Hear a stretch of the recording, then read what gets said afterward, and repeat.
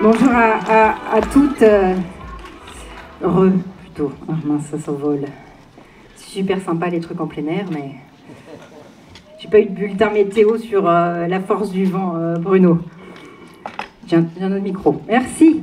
Mais déjà, je voulais remercier Sandrine, qui a fui au moment de son bouquet de fleurs. Mais ne fuis pas, viens donc, Sandrine, ne fuis pas. Elle est bien. Voilà. Je voudrais te remercier infiniment. Et à travers toi, remercier toute l'équipe de bénévoles. Je ne peux pas tous les citer, sinon je vais faire des impairs et ce serait profondément injuste. Mais merci infiniment à toutes et à tous, parce que on l'a fait, vous l'avez fait, c'est grâce à toi, c'est grâce à tous les bénévoles, tout ça, ça a été fait qu'avec les bénévoles. Donc merci infiniment, Madame Sandrine Hernandez. Je vais vous proposer de... Et merci Bruno. Et je te remercierai après, encore une fois, mais merci. Il est où Bruno? Il est là. Parce que, voilà. Parce que, je vais vous dire la réalité, c'est que je suis maman et qu'à un moment, il faut que je passe 1 heure avec ma fille et que demain, je pars siéger à Strasbourg et que j'étais un peu en panique parce que j'avais plus de train pour rentrer tôt et que Bruno m'a dégoté un train. Et la maman et la femme politique que je suis te remercie infiniment, et ma fille aussi. Voilà. Je vous propose aussi ce qui a été dit ce matin. On a parlé de la lettre P. Là, il y avait la règle des 3 P, pâté, pinard et politique. On va dire que le pâté, il peut être ce que vous voulez, végétarien, légumes, tout ce que vous voulez. Le pinard, on peut en boire, on peut ne pas en boire aussi, on a le droit. Et puis politique et place publique. Et on va continuer avec la lettre P. Déjà pour vous dire que je suis un peu perdue. Parce que j'ai fait des discours pendant toutes les européennes sur Bruno Le Maire. Et que mon petit ange est parti trop tôt. Je me sens un petit peu orpheline.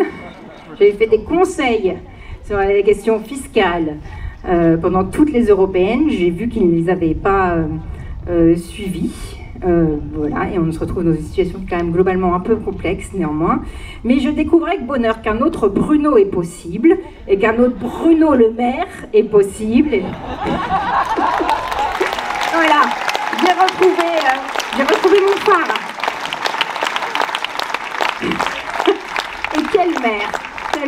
Merci à toi Bruno, merci à toutes tes équipes, à tous ceux qui ont travaillé ici, et on voit ce que ça donne quand un maire a une vision pour sa ville, quand il est dévoué, ce qu'il est capable de faire. Et voilà, bravo et merci infiniment de nous accueillir ici en Gironde. On va continuer avec la lettre P pour dire que oui, on a des problèmes. On ne va pas le nier. Moi, j'ai parlé de ce qui me concerne particulièrement, c'est-à-dire les problèmes économiques, et on en rigolait. J'essayais de faire passer les messages avec humour, du moins si j'y arrivais, pendant la campagne européenne, pour dire que la situation du pays, notamment en termes de dette et de déficit public, n'était pas brillante, euphémisme. Et oui, c'est vrai que le gouvernement nous laisse un pays qui n'est pas dans un bon état économiquement, il faut bien l'avouer. Quand on fait une politique de l'offre, déjà il y a plusieurs types de politiques de l'offre qu'on peut faire, il n'y a pas que celle-ci, il y en a plein d'autres, et qu'on coupe comme ça dans les impôts, normalement, ça peut avoir un impact social négatif, il ne faut pas se cacher, mais ça peut créer quelque chose qui s'appelle l'augmentation de la productivité et l'augmentation de la compétitivité. Là, on se retrouve dans une situation où, en fait, la politique de l'offre qui a été menée, non seulement elle nous a extrêmement endettés, mais en plus, elle a détérioré la productivité et la compétitivité du pays. Et alors ça, je vous assure que d'un point de vue économique, c'est pas banal. Normalement, on n'a jamais ça dans une politique de l'offre. On avait un pays qui était extrêmement productif, qui était même réputé pour ça, et on se retrouve avec un pays qui finalement a perdu en productivité, a perdu en compétitivité, et on nous laisse une dette et un déficit public. J'ai pas l'habitude d'avoir un discours inquiétant à ce sujet-là, vous le savez, je pense que j'ai un discours nuancé, mais qui sincèrement n'est pas très beau. Et je vais vous dire pourquoi nous on est inquiets au niveau européen, parce qu'en fait, ça change tout le temps. C'est-à-dire que les institutions, le Fonds monétaire international avait prévenu, l'OCDE avait prévenu, la Commission européenne avait prévenu, et d'ailleurs avec des termes qui sont des termes plutôt progressistes. Hein. La Commission européenne avait dit au gouvernement, vous savez, votre politique fiscale, elle est injuste et elle n'est pas efficace. vous coupez n'importe comment dans les impôts, ça vous coûte extrêmement cher. Et par ailleurs, vous n'investissez pas assez. Vous n'investissez pas assez dans le numérique, vous n'investissez pas assez dans la transition écologique, et ce qui fait qu'à la fin des fins, vous êtes obligé de faire le bouclier tarifaire, et ça vous coûte cher pour pouvoir protéger tout le monde. Ce qui nous inquiète au niveau européen, et je parle là en tant que présidente de la Commission des affaires économiques, c'est qu'en fait, chaque jour, ils nous donnent un nouveau chiffre. Et il y a un traumatisme européen qui s'appelle la crise grecque. Cette crise, sincèrement, elle aurait pu être parfaitement évitée. Mais quand Syriza est arrivé au pouvoir, chaque jour, il découvrait un peu des nouveaux chiffres comme ça. Et on n'est pas habitué à ce que la France arrive avec chaque jour des nouveaux chiffres. C'est quelque chose qui est très inhabituel. Donc on nous laisse, oui c'est vrai, des problèmes. Et puis je voudrais juste démonter un élément de langage. C'est que souvent vous entendez dans les médias dire « Ah oui, mais si on augmente les impôts, vous savez, une fois qu'on met une taxe, jamais on l'enlève. » Je voudrais juste vous rappeler que c'est exactement l'inverse. C'est quand on coupe les impôts que c'est durable. Parce que je vous assure que remettre des impôts, c'est rarement très populaire. Donc attention aux éléments de langage et à tout ce que vous allez entendre ces prochains temps, parce qu'à mon avis, on va arriver dans un moment assez, je dirais, populiste. J'essaye d'enlever délicatement ma deuxième fiche tout en tenant l'autre. Je pense que ce qui nous ferait du bien, toujours avec la lettre P, c'est de sortir des petites phrases et de faire de la politique pour de vrai. Je suis assez troublée de voir que ces derniers temps, et c'est vrai que du côté de Place Publique, on a dit « mais pourquoi vous n'avez pas plus dans les médias, on ne vous entend pas, etc. » Mais pour faire quoi? Pour faire du commentaire, pour faire de la petite phrase, pour finalement participer à une espèce de phénomène, je trouve, d'auto-humiliation. La dernière fois, j'étais assez troublée de voir que à la télé, n'arrêtait pas de passer le passage où Michel Barnier remettait à sa place Gabriel Attal. Et c'est vrai qu'à côté, on est là, ouais, bien envoyé Michel, bien joué. Mais en fait, franchement, c'est ça la politique. On est en train finalement, je pense, d'être un truc un peu assez versaillais, où on commente tout le temps, on est limite bientôt à commenter le lever du roi, et je crois que c'est pas ça. C'est pas ça. Et je pense que tout le monde doit redescendre d'un cran, à mon avis, et travailler, parce qu'on parlait tout à l'heure de... certains en plus se présentent en général comme des génies de la tactique ou de la stratégie politique, et on est en train de louer leur cynisme, on se dit vraiment ce sont des génies, etc. On est sur les terres de Montaigne aussi ici, je l'ai cité tout à l'heure, dans une phrase qui était plutôt élégante, qui était de dire quelle belle harmonie quand le faire et le dire vont ensemble. Je vais avoir une phrase un peu moins élégante de Montaigne, qui était de dire même sur le plus beau des trônes, on n'est jamais assis que sur son cul. Voilà, donc je pense qu'il faut que tout le monde redescende un peu et se mette au travail. Place Publique, c'est pas Versailles. Place Publique, c'est le travail. Et ce travail va se faire à travers un programme. On a commencé déjà à discuter, à débattre, je trouve, avec un niveau très bon et avec des désaccords qui étaient des désaccords posés, constructifs. C'est ce qu'on va continuer à faire ces prochains temps. Vous savez que toute notre ambition à nous, c'est de pouvoir faire un programme, de pouvoir faire un projet pour le pays, comme on l'a fait pour l'Europe, en mettant les choses à l'endroit, c'est-à-dire en se disant d'abord qu'est-ce qu'on veut faire, quelle France on veut, comme on avait défini quelle Europe on voulait, et puis en fonction de ça, on définit la méthodologie. Est-ce qu'on fait l'union? Avec qui? Comment c'est possible? C'est exactement ce qu'on veut faire pour la France, pour le pays, et j'aurai toute ma part dans la Constitution, évidemment, de ce programme. Mais il faudra qu'on sache ce qu'on veut comme budget, ce qu'on veut comme pour l'éducation, ce qu'on veut pour la recherche, pour la transition écologique, pour la défense, pour tout ce qui fait voilà, le pays. Mais on l'a dit aussi, l'idée c'est de sortir des postures. On est toujours aujourd'hui dans une sorte de posture d'invective, on en parlait ce matin, où on se donne finalement des espèces de brevets de gauche. Si tu dis telle chose, alors tu es vraiment à gauche. Si tu brandis tel drapeau, alors tu es vraiment pro-palestinien. Si tu dis telle chose, alors ceci, alors cela. Je pense qu'il faut qu'on arrive à sortir absolument de ça. Ça abîme le débat démocratique, ça clive dans un moment où on a besoin, en fait, il ne s'agit pas de dire qu'on va faire du en même temps, du tout. Il s'agit de pas cliver pour cliver, en fait.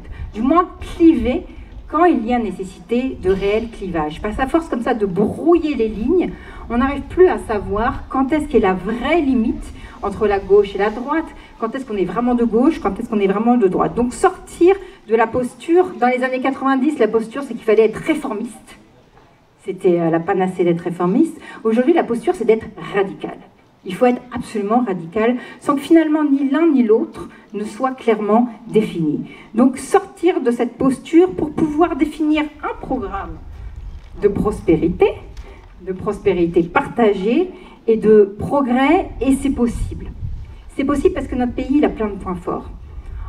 À force d'avoir des discours anxiogènes, à force aussi d'avoir une force qui s'appelle le Rassemblement national et qui en fait ne dit jamais de bien de notre pays. Le Rassemblement national ne parle jamais bien des Français, il parle jamais bien de la France, il parle jamais bien de tout ce qui fait la force de notre pays. On est persuadé que c'est dramatique et tout va mal. Sincèrement, il y a plein de défis. Il y a la réindustrialisation, la transition écologique, il y a plein de défis dans ce pays à relever. Mais mon Dieu, on a plein de forces. On a des services publics qu'il faut retaper, mais qui quand même fonctionnent. On a une main-d'œuvre qui est jusqu'à présent extrêmement productive, très bien formée. On attire les investisseurs à l'étranger. On a des institutions. On a un pays qui est beau. On a plein de forces pour pouvoir faire tout, pour pouvoir relever tous les défis qu'on doit relever aujourd'hui. Mais pour ça, il va falloir faire quelque chose avec un autre P. Ça s'appelle se parler. Et on a passé des années où les corps intermédiaires ont été méprisés, ou au mieux on les utilisait comme des cautions, voire des fois comme des courroies de transmission quand on leur parlait. Je vous rappelle que Marie-Lise Léon, hier, a expliqué que pendant la réforme des retraites, elle avait eu 0 coup de téléphone du côté de l'exécutif. Rien, que dalle. Il n'y avait pas de dialogue. Il va falloir apprendre à se parler sans se juger. Et ça vaut aussi à gauche. Je suis toujours étonnée de voir qu'on nous juge quand on nous dit qu'on parle à certaines personnes. Bah oui, on parle à certaines personnes, pourquoi on ne le parlerait pas? Ça ne veut pas dire qu'on est d'accord sur tout. Ça veut dire juste qu'en fait, on se parle. Bah oui, c'est pas sale en fait, se parler. Et parler n'est pas trahir. Ensuite, je pense qu'il faudra organiser correctement le dialogue social au sein du pays. Et ça passe par le plan. Je suis une nostalgique du plan. À chaque fois qu'il y a des défis qui nécessitent du temps long, eh ben, qu'est-ce qu'on fait? On fait de la planification. Alors, il y a eu une espèce d'embryon de caisse de planification à la française. Je ne sais pas ce que ça a donné finalement, j'ai toujours pas compris. Enfin, ça avait été annoncé du moins. Je crois que c'était Bayrou qui devait s'en occuper, mais bon, voilà. Il va falloir renouer avec le plan. C'est essentiel de mettre toutes les forces du pays autour de la table, d'avoir un dialogue constant, apaisé, autour d'une stratégie clairement établie par le pouvoir politique. Donc renouons, il ne s'agit pas de faire de la nostalgie pour faire de la nostalgie, mais renouons avec des outils qui ont marché. En fait, on sait qu'il y a le plan, bah, ça a fonctionné, c'est qu'il y a une raison. La taxation des super riches, si ça existe, bah, en fait, c'est qu'il y a une raison à la base, sinon leur patrimoine s'accumule et ça fait des inégalités, etc. Donc renouons avec ce qui a marché et innovons quand c'est nécessaire. Et comment on va faire tout ça? Ben, on va faire tout ça parce qu'on a un plan, hein, Raphaël Glucksmann, on a un plan. Ce plan, c'est Place Publique, ce plan, c'est vous, ce plan, c'est l'évolution de Place Publique. Ce plan, c'est de dire que le pire, je continue avec l'épée, je me suis pris la tête avec l'épée, donc si vous pouvez vraiment appuyer le fait que merci madame. C'est de se dire que le pire n'est jamais certain. Le pire n'est jamais certain. Gardez-le en tête quand il a fallu faire l'union face au Rassemblement national. Ça a été dur, mais on l'a fait. Et il y a eu une vraie mobilisation citoyenne. Donc le pire n'est jamais certain. Et nous, en tout cas, on va travailler avec acharnement et dévotion à Place Publique pour pouvoir préparer des petits matins grâce à vous, grâce à nous, tous ensemble. Et je vous demande de vous applaudir.